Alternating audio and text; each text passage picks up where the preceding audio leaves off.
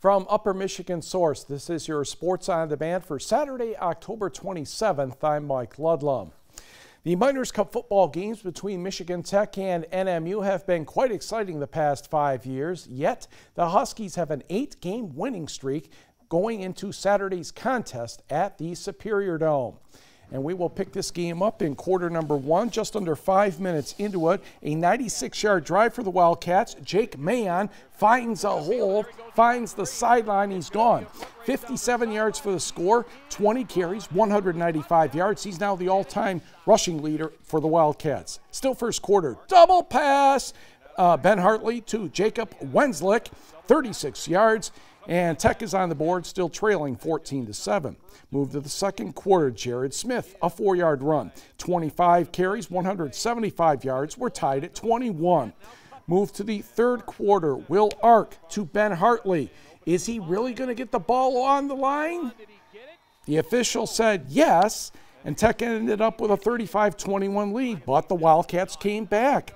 Isaiah Wright had 3 rushing touchdowns at quarterback for NMU. This is the third one. 22 yards, but the Wildcats trail by 2 because they missed an extra point.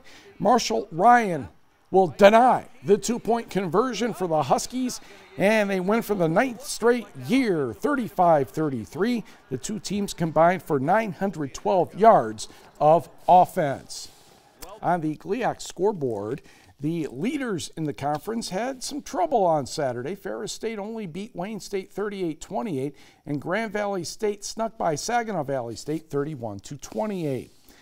In the Big Ten, it was Northwestern 31, Wisconsin 17, and with Rocky starting at quarterback, yes, that's right, Rocky, Michigan State defeated Purdue 23-13. Spartans defense really held down the Boilermakers. Elsewhere in the MAC, it was Akron over Central Michigan 17-10. Ishpeming's Alex Briones had 6 tackles, 1 for a loss for the Chippewas, and Army defeated Eastern Michigan 37-22. To the high school football playoffs, Division 4, Ludington at Escanaba. We're going to start in the second quarter. Eskimos trail 6-0, 4th and 5, and the Orioles 34, and Craig Kameen says, I'm not throwing to any of my receivers. There's room for me to run, and he gets a first down. In fact, he gets about 25 yards. Nick Taranja would score on the next play, but Escanaba trailed at the half, 12-7. To the third quarter, Eskimos on the Ludington 24. Kameen will run up the middle again. Looks like he'll score, but the ball is knocked away just before the goal line. He falls on it on the half-yard line. He would score on the next play. 13-12 Escanaba. They missed the 2-point conversion, but had the lead. Fourth quarter, Kameen, quick screen to Krister Karn. 1 missed tackle and 2 good blocks, and 42 yards later, he's in the end zone, rodeo style, and the Eskimos take a 20-12 lead. However, Ludington scored on a pass. They tried a 2-point conversion with trickery.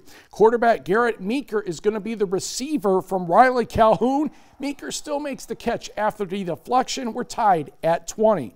About a minute to go in regulation. Bag of tricks. Kameen, Benjamin Willis, Joshua Brunchins on the hook and lateral, and he's in there for the touchdown. Now, Ludington still had time. On the Eskimos, 11-14 seconds left. Meeker looks for Trevor Latimer. Nicholas Ramos with the interception. Fall down and whoops! Fumble! Fortunately for Ramos, Alex Lynch recovers. Escanaba hangs on to win. Boy, this game was nuts. 27-20, and Escanaba will visit Alma in the district final next week. Meanwhile, in Division 7, Oscoda visiting Iron Mountain. Iron Mountain had the first 2 touchdowns. Owls with the ball here. Braden Malik to Andrew Dalt for the first Oscoda score. But Mountaineers still lead 14-7. Mountaineers defense, good. Jacob Maxson, safety. And the Mountaineers take a 16-7 advantage. And that seemed to give the Iron Mountain squad some momentum. Hand off to Zach Herrick. And he's going to run over some people and drag some people for a 15-yard gain and a first down. Time running out in the first half. Marcus Johnson steps back. And I don't want to say Tony Fair is open, but Tony's open. 30 yards and the score. Mountaineers go on to win this one 36-14. Now Iron Mountain will be on the road next week. Mountaineers at the box. Roscommon defeated Harbor Springs 36-6. And in Division 6, no great news for Calumet there. Traverse City St. Francis easily defeats Elk Rapids 56-17, so the Copper Kings head below the bridge next week. Next is hockey, Bemidji State, Northern Michigan, first period. Lots of good passing behind the net on the power play. Then Denver Pierce over to Darian Craighead, and the Wildcats are on the board 1-0, his fourth of the year at 1933. We go to the second.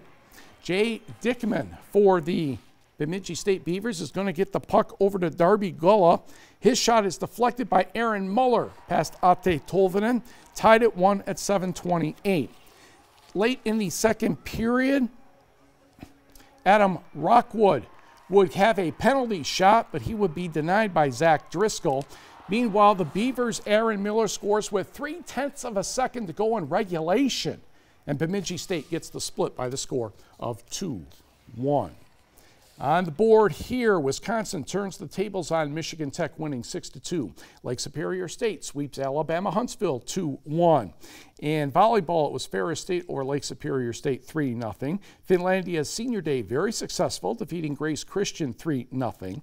GLIAC women's tennis semifinals, I should say, in the Lower Peninsula. Northwood defeated Michigan Tech 4-2.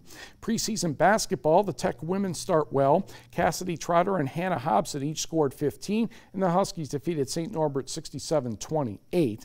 And Lake Superior State had a pair of victories over Olivet College, 97-75 for the women and 102-92 over the men.